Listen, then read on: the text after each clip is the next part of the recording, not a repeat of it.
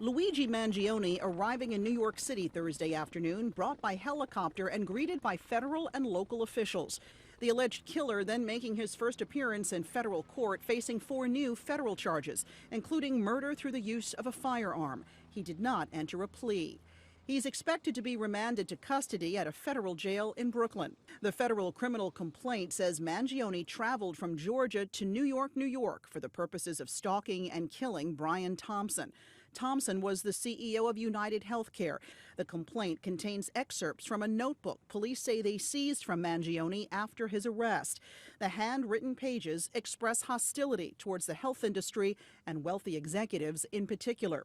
According to the complaint, one entry saying the target is insurance because it checks every box.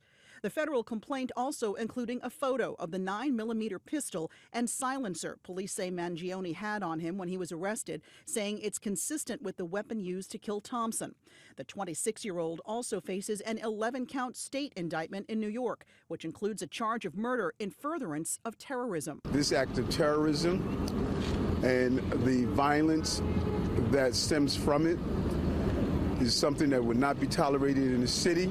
Earlier in the day, Mangione waived extradition to New York during a court appearance in Pennsylvania. Outside that hearing, spectators gathered, some holding signs in support of the alleged killer, others noting the attention the case has brought to problems with the U.S. healthcare system. We have our own reasons to be frustrated, fed up, angry with our government and our healthcare system. We both needed medical procedures that, we had to fight for, that we shouldn't have had to fight for.